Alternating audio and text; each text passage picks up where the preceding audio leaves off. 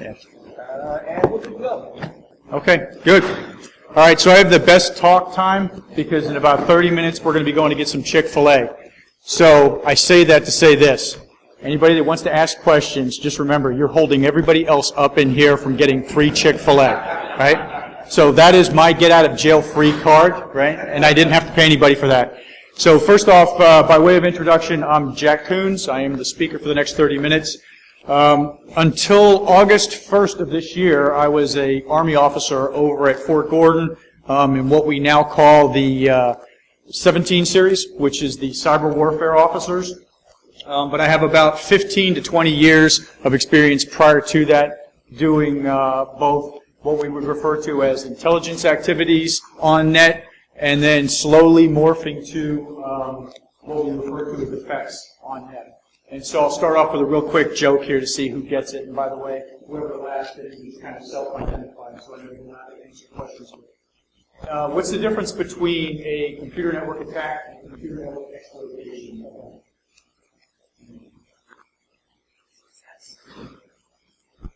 A mistake. When you're doing it right, you're doing exploitation. The minute you mess up and you screw up the apple or you reconfigure something and you quickly break the route, that just became an effect. And all of a sudden, at that moment, you stand up and you say, yeah, I meant to do that. We're not doing computer network attack, not computer network exploitation. Since nobody laughed, then I now know I can answer questions from this side of the room. So I see Corey sitting over there, so now I already know we're not going to answer any questions from this side of the room. So the reason I got into this business is just, it's like jumping out of planes. I don't like heights. I don't like jumping out of planes, but I like hanging out with people that do. Same thing with computer network operations, network administration, basically the kind of people who are like hanging around with people like this. I get a lot smarter hanging around with people like these, people like Corey and while I'm sitting here. So there's a lot of extremes into it. What I'm going to talk to you about today, though, is something called microsegmentation. So by a quick show of hands, who here already knows about microsegmentation? Is familiar with it? Has heard of it before? Okay, so you're lying or you're here because you want to learn about it. So the bottom line is this. I heard the previous speaker talk about segmentation. You're probably familiar with things like containers, right? So we're already doing kind of things like that. We're doing segmentation right now. People are in this room, right next to us is another room, right? So we have a physical separation between people, right? What I'm going to talk to you about is something different. And actually, it's very important because, like I said, I was hired August 1st from the Whitehall building over at Fort Gordon. And I now took a position, you can probably guess my current employer uses. So it's a very interesting place to be right now in the world of cybersecurity because most of my adult life and from how I was brought up and by that I mean the lens that I look at problems was one of how do I get in? Whether it's remote access, right? Somebody from sanctuary going on net to get into a box to what we call PANO. Who here understands what PANO is? Okay, yeah. So PANO is CANO, Closed Access Network Operations. It's like calling up Verizon and saying when the TV doesn't work, you can talk all day you want to that lady on the phone, but at some point you're going to get to a conversation where you can say, sir, I'm just going to send a text out to you off the phone. That guy that comes to your house, that was the other thing that I did. So that is the way that I look at the world. And by the way, when I say the world, that literally is what I'm talking about. The world was my footprint. Anywhere the target was, you could go to the target to gain access. Either they're on the spot or to enable remote operations. So now I'm on the outside. On the outside, that is not what we do because legally we do not do things like that. So I am looking at the problem now with another unique perspective, which is one of how do I prevent the things that I know that could happen, potentially could happen, and more importantly, is currently happening.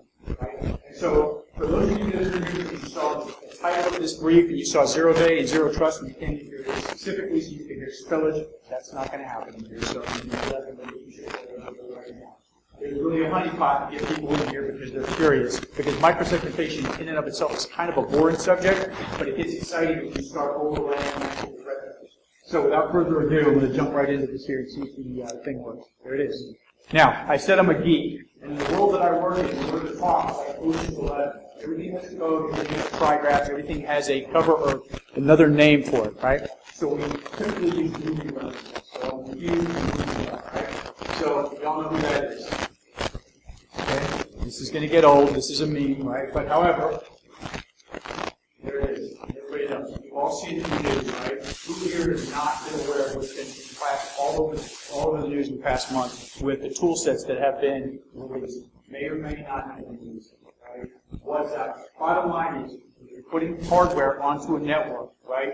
The old days of putting infrastructure in place, hardware infrastructure, to prevent an adversary from gaining access, those days, that period is slowly coming to an end, right? There's a new reality out there. And in the old days, where a nation state literally took millions of man-hours, millions of FTEs, full-time equivalents, right? People working day and night under very rigorous, very, very clean conditions, and under, let's just say, in the government, you can use the phrase, cost is no objective, right? Spending millions of dollars to develop exquisite tools that are tailored, no pun intended, that are tailored to do one special thing, right? Some of those things are out there right now.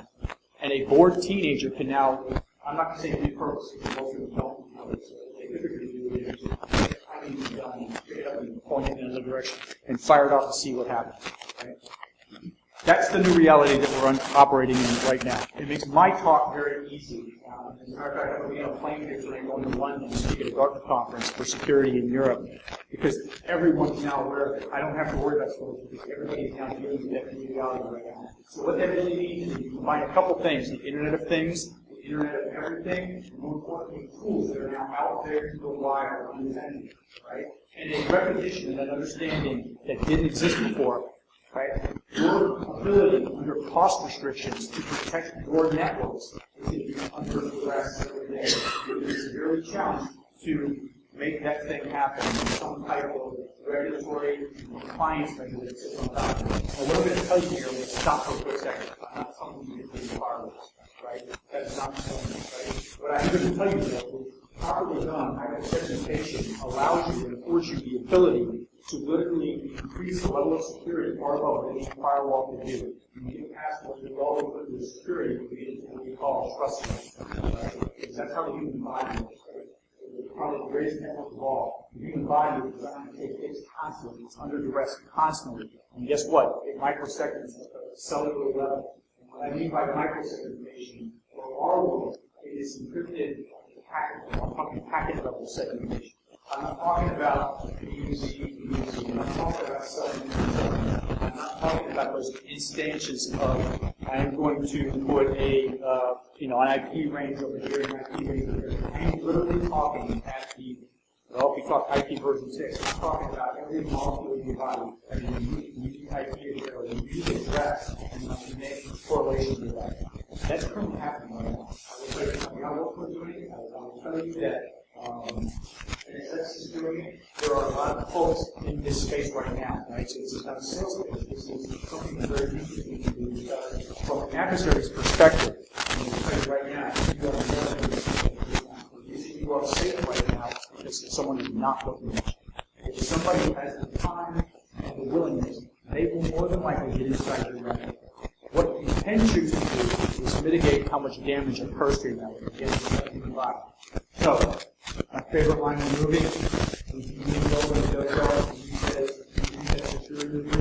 this is typical of the conversation that you have, whether you're in the DoD, intelligence community, or now in the commercial sector.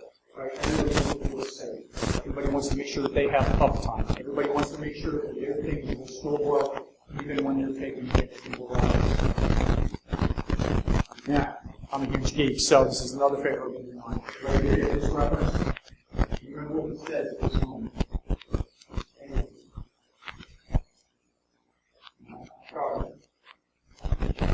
This is a direct quote. This is exactly what he said.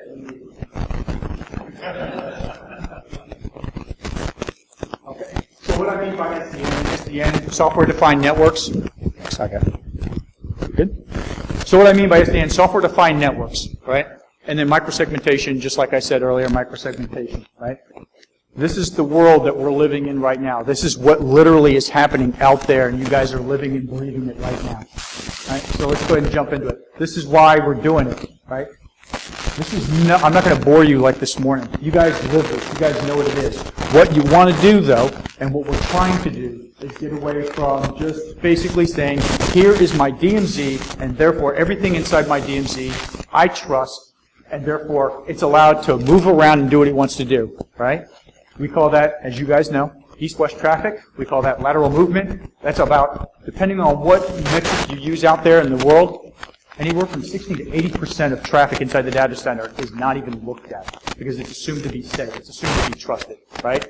I will tell you, in my world, that's the place where pivot points occur. That's the point where you start having people moving around. And this goes beyond outsider threat. This could be insider threat. And when I say threat, the threat to me is not some purpose-driven individual trying to do bad things to your network. An insider threat to me is some knucklehead who doesn't know what they're doing, who's moving around, or changing something, or just bored one day and is looking around at things that they're not supposed to. The guy in operations that's looking at financial data. The guy that's in finance that's looking at HR data. The person that wants to know, I'm making $50,000 a year, and I have lunch with this guy and I don't like him, and I want to know how much he's making a year. By the way, we just got bonuses, right? That kind of stuff. So that's what we're talking about here. So what you want to get to is something called zero trust or an earned trust model, which means literally every IP packet inside of your world has to earn the trust to communicate. So for example, I no longer talk to Corey because Corey and I have history. I have to prove to Corey that he and I can have a conversation back and forth. So in a way, you kind of get like encryption. It kind of becomes a handshake between encryption. All right? That's the old model. Little FYI there. Does everybody know what the purpose of the moat is? Why do they have moats around castles? By the way, everybody uses this. We see this all the time because there's one place to get in and one place to get out, and there's very well-defined places where things are. So, for example, this silo here would be your HR data. This silo over here may be your financial data stream or data center. Over there, you may have some intellectual property sitting over there. In DoD, you could have classified space. You could have something over here. And there's a one way in and one way out. It's well-defined, and the perimeter is nice and it's easily understood. What's the purpose of the moat, though? That's very close. Okay, remember in the beginning I said Corey's over there, and I said Wally's right there. This is why Wally doesn't get asked questions, because he's that guy. And you were going to say something?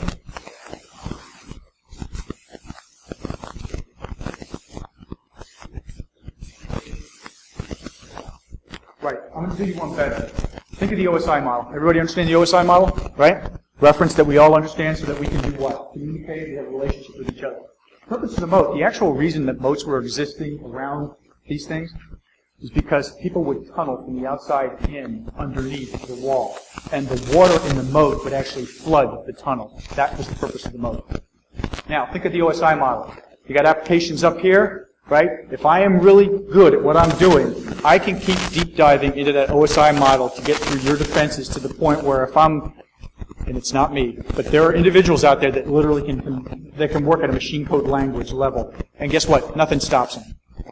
They will literally crunch through and grind almost as if they're tunneling into your network, right? The point to all this is to reinforce the fact that in this world that we're moving in, as people get more and more developed, we're having a problem. Also, another little piece of trivia. You guys know how the stairs in these things work? Stairs always go in a certain direction because typically you held a sword, you have your shield like this, and you have a sword like this, right? So when the adversary is coming up to get you, what you do is you force him to have his sword, so every stair in an ancient castle will go like this.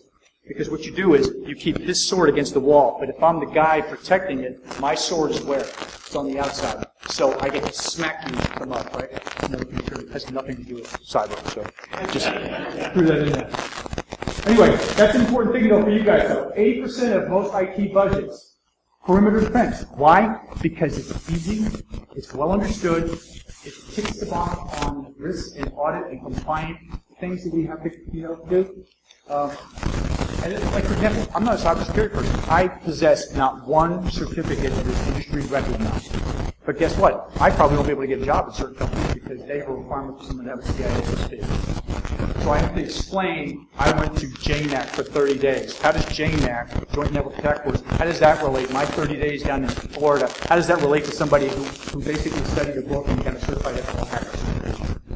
Right? So this is a difficult conversation. But yet, that's how we live, right? Now, the other question, the takeaway from the slide though is this.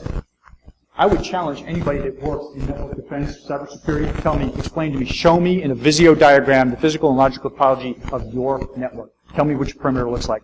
Tell me where the boundary is on that map where it says, here's the end of my understanding, and then there's this ancient dragon that says, here be dragons, and there's like some weird ancient antique pictures up there. I would challenge you to show me that. Because you all know what shadow IT is? Everybody here know what shadow IT is? Right? Legacy boxes, shadow IT, the dude that punched something in just because something didn't work. For example, this morning, Mr. Joyce, the guy from TAL, could not get his computer hooked up because of the VGA cable, right? So this is the kind of conversations we all live in, right? But yet, guess what? He got hooked up. How did he get hooked up? Because somebody in the audience brought up a cable and plugged it in. Now, I'm going to tell you right now, if I was somebody that if I had to come here preloaded with my thing, with some firmware or something sitting on that thing, and I would have given it to the guy that runs TAO to plug into his box so that he could plug it in. You guys see where I'm going with this, right? This is the way the adversary thinks. Right? So, point is, this is our world, folks, right? And then we've got the insider threat. What made Edward Snowden devastating, right? What made him devastating? It was the ability for him to get inside and basically have full carte blanche of everything and look around inside the networks. Now, yes, he used credentials from other people. He did some other things, but the fact is, he was able to move around inside your network. That's the ultimate insider threat.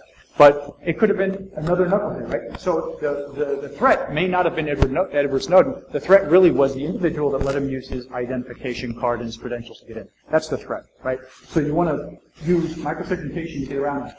You guys have all seen this. Everyone's familiar with the kill chain, right? It's out there. You can do the research on it. This is a kill chain. There's actually a new version of this, the expanded cyber kill chain, which talks about the insider threat and the pivot points on the inside. But you get through this. The key here is that most network administrators don't have the time, the money, the patience, or the visibility to look at that 80% of east-west traffic that's going on inside of what they consider to be their network, right? Microsegmentation can help that. That's the area, that's my research, that's what I'm looking at because it's a very rich vein, and a lot of companies are looking at it right now because we go forward. Here's how it works.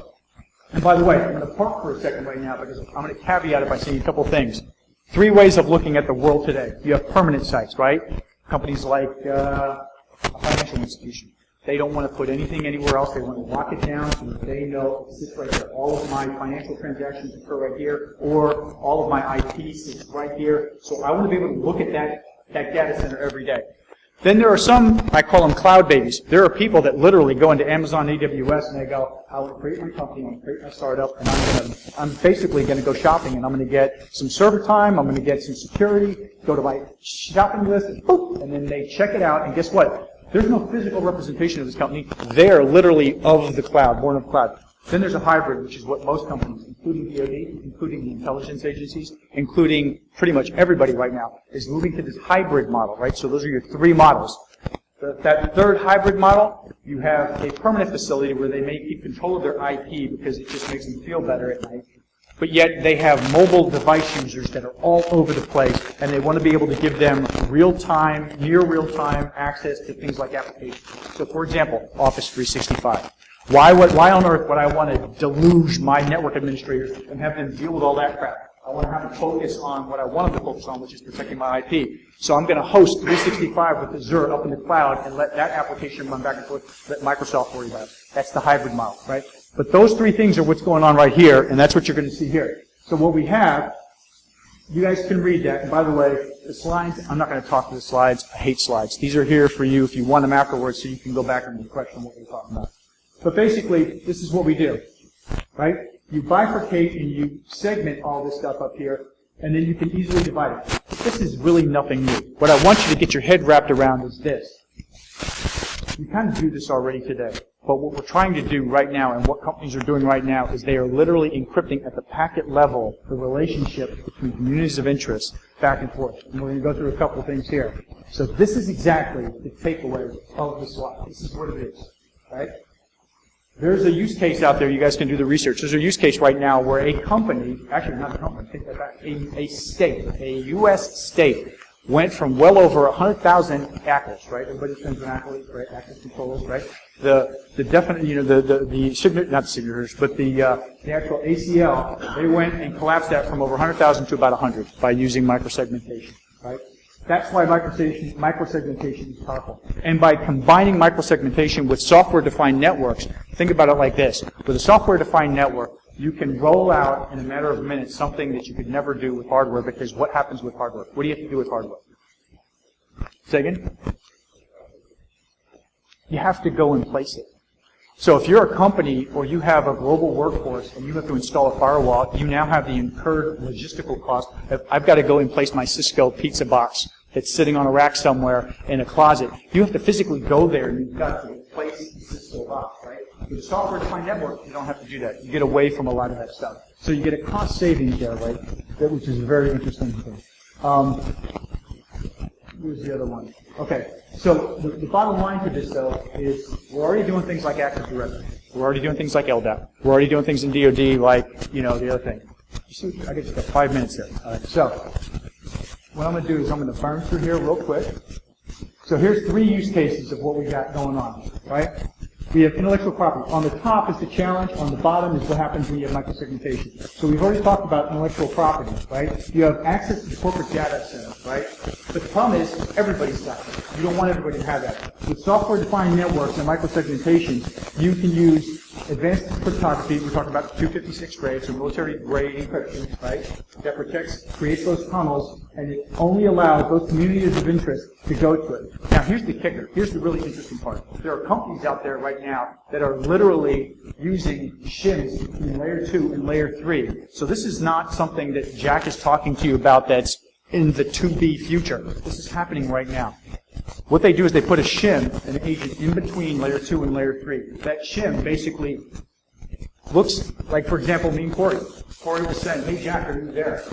If Corey and I are not assigned in Active Directory to the same community of interest, I won't even respond to Corey. I'll just drop the packets. So why is that powerful? What does that do? Right? It denies the adversary the ability to map and understand the network. In a dungeon crawler, the screen stays black. You're not turning lights on and learning a little bit more, right? You effectively cloak and darken the end nodes, or the actual things that you don't want them to have authorization to, right? And so really, the network administrator is the only one with a Harry Potter Marauders map, right? That's the only thing. And that is where you focus all of your resources. You protect the Marauders map. You don't waste your money out there protecting the amorphous perimeter that you would be challenged to even understand what it looks like. I'm going to try and burn through here. End-of-life devices, for example, everybody works in companies that still use XP, right? Is XP supported anymore? But you know what you're not going to do? You're not going to turn it off and replace it. Why? Because it's probably still running, and you may not even know where it is, right? You're not going to turn it off, so you've got an end-of-life device sitting out there that's not supported, not patched, right? So you can basically circle that thing, and you can segment that thing off of something else, right? So what are you doing in a nutshell? And again, data center, this makes sense. Everybody, I'm not going to go through this. Security cloud, kind of already talked about it. What are you doing? Really, the goal with microsegmentation, we can talk more offline about this, you're doing 2 things. You want to reduce the attack surface that you present to the adversary. And when I say adversary, I talk about everybody in the company that I work for that is not in a community of interest or a security group that they were assigned to, as well as everybody outside of the company, right? You reduce the attack surface, but then also in the business world, which I'll be honest with you, I never had to worry about before, but it's very apparent in the commercial sector. You reduce the audit and regulatory surface, right? So if you have credit card information and it flows across your entire network, guess what has to be in compliance and gets audited constantly? The entire freaking network, right? What if you can segment that, microsegment that and encrypt it so that the financial data only flows around here and all of the transport, all the infrastructure that supports it is segmented off and encrypted away from it, which is what companies are moving to right now? Guess what? Guess what doesn't get audited now? The 90% that makes it happen, and the only thing that gets audited is that. So you can start to see the cost savings here. And again, we're going to burn through here because I want to get through. You guys look at that? That's it, because I wanted to free up some time here. How much time do I have for questions? All right, so we've got about 5 minutes for questions. So anybody besides Tori and Wally that has a question? Yeah. Really? Giveaways, or can I keep it? I'm just kidding. All right. Sure.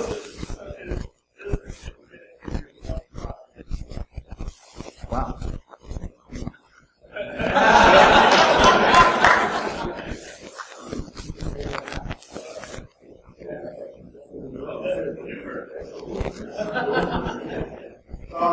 Yeah, so, and again, I'm trying, and I don't want to say, but there's a product called Stealth out there that this company has used in different DoD. Stealth, this is what Stealth does. But not just Stealth. There's about 6 or 7 major companies that are moving into space. Obviously, Microsoft is moving in there. NSX is in there right now. There's a bunch of other companies that are in there right now. I don't want this to be a sales pitch because I didn't join Microsoft. I'm not here for the sales pitch. I'm here because I'm interested in microsegmentation and the attack surface and using the attack surface.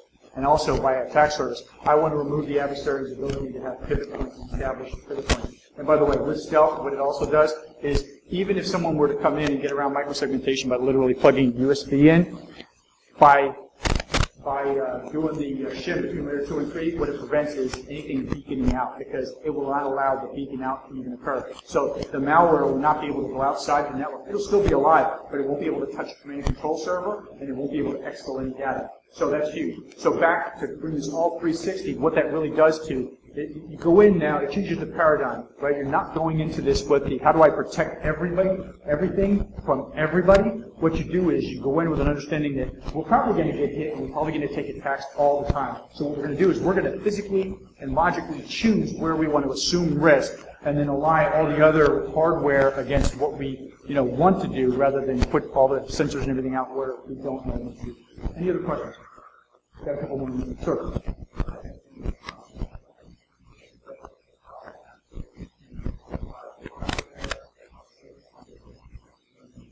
It's software content. The problem is it depends. Depending on your network, depending on which company you're talking about, depending on what your infrastructure, your policy looks like, you can go with your software model. So they'll roll it out, they'll install software on your system, and then you can deploy that in and you scale that thing out. And you can take the crown jewels and you can scale it out. And you'll actually send it to the cloud, and then you can send it to the cloud out and mobile devices.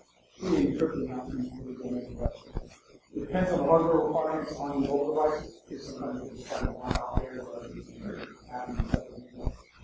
but if you want to further extend it to non-security, you have to install probably so you get data allow unsecure devices to get from that point you can solve that whole so it's a pure highly encrypted tunnel security. Sure.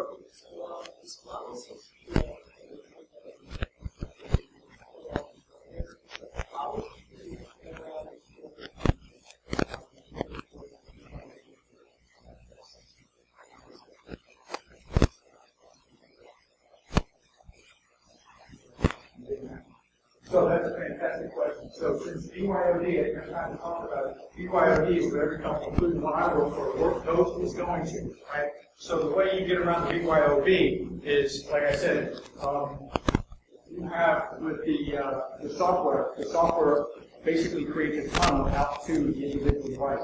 Those devices that are supported will actually have an agent sitting on that device. The ones that aren't supported, you can have an application, that application only is in the round. And the wrapping on that application allows the rest of the device to operate. Obviously, all of it knows about my company having access to like my device, my iPhone, whatever by an accident. That's the way.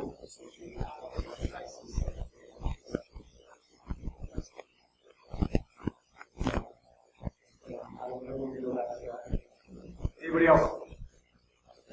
All right, so again, apologize for the shortness, but this is what they call a lightning. So you're getting about 6 months of research into about 30 minutes. Appreciate your time. If you have any questions, just get with me afterwards. Thank you.